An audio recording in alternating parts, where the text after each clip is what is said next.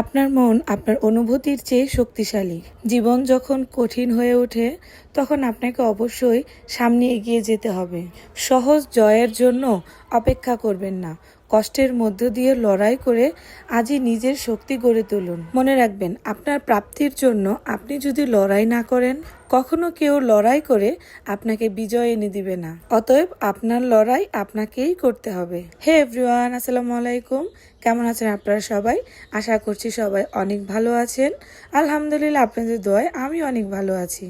এতদিন আপনারা যে দেখেছেন পাহাড়ের আঁকাবাঁকা পথ বেয়ে শুধু সেই বড় একটা বুদ্ধা পয়েন্ট, আজকে আমরা চলে যাচ্ছি পাহাড়ের সেই উঁচুর বড় বুদ্ধা পয়েন্টটা দেখতে। আর ভুটানের অনেক ফেমাস বুদ্ধা পয়েন্ট এটা। ভুটানে ঘুরতে এসে যদি এই বুদ্ধা পয়েন্টে না যাই তাহলে আমার কেন জানি একটু একঘেয়েমি লাগে। খুব সকাল সকাল আপনারা দেখেছেন আমরা হোটেল থেকে চেক আউট করে চলে এসেছিলাম পারোর উদ্দেশ্যে। আর পারোতে যেতে যেতে এত সুন্দর রাস্তা দিয়ে আমরা কিন্তু চলে এসেছি বুদ্ধা পয়েন্টের অনেকটা কাছে। থিম্পু থেকে আপনি যখন পারোর উদ্দেশ্যে রওনা হবেন তখন এই বুদ্ধা পয়েন্টটা আপনার রাস্তায় পড়বে।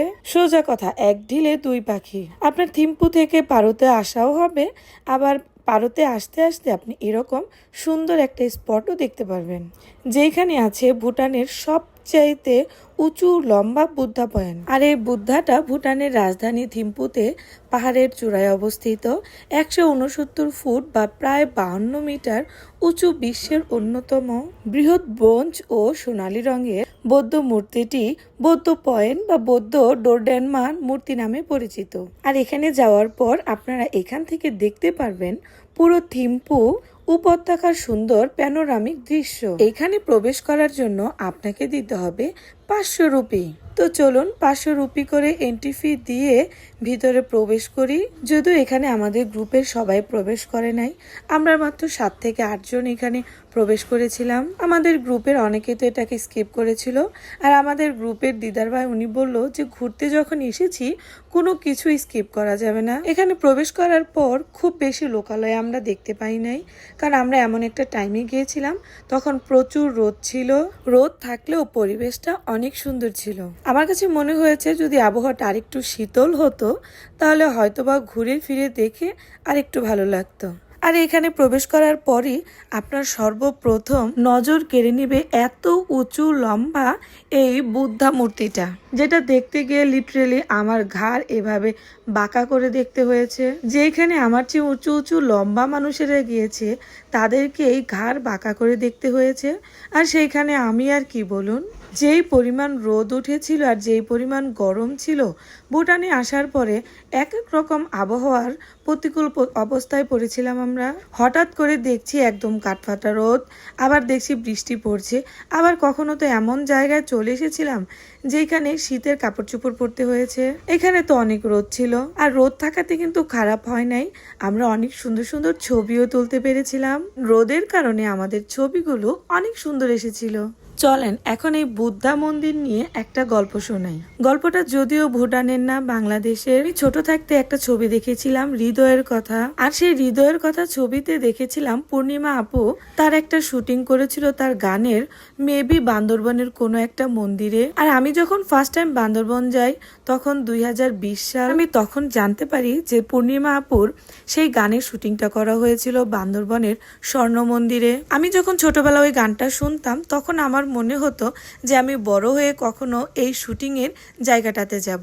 আর প্রথমবার যখন আমি বান্দরবন যাই তখন গিয়ে যখন শুনি যে এই সেই স্বর্ণ মন্দির যেখানে পূর্ণিমা আপুর সেই গানের শুটিংটা করা হয়েছিল, তখন গাইস আমার ওই মন্দিরে যাওয়ার শখটা আরো বেশি বেড়ে যায়। আমরা তো ওই মন্দিরের নিচ পর্যন্ত গিয়েছিলাম, বাট আনফরচুনেটলি আমরা ওই মন্দিরে উঠতে পারি নাই। আমরা গিয়ে শুনি যে করোনার কারণে বৌদ্ধরা ওই মন্দিরটা বন্ধ করে দিয়েছে, বাইরের কোনো পর্যটক তারা ওইখানে প্রবেশ করতে দেয় না। আর আমার মনটা এত খারাপ হয়েছিল, আর সেই স্বর্ণ মন্দিরের লোভে লোভে তারপরে আমি আরো 3-3বার বান্দরবন গিয়েছিলাম, একবারও আমি সেই স্বর্ণ মন্দিরে ঢুকতে পারি নাই।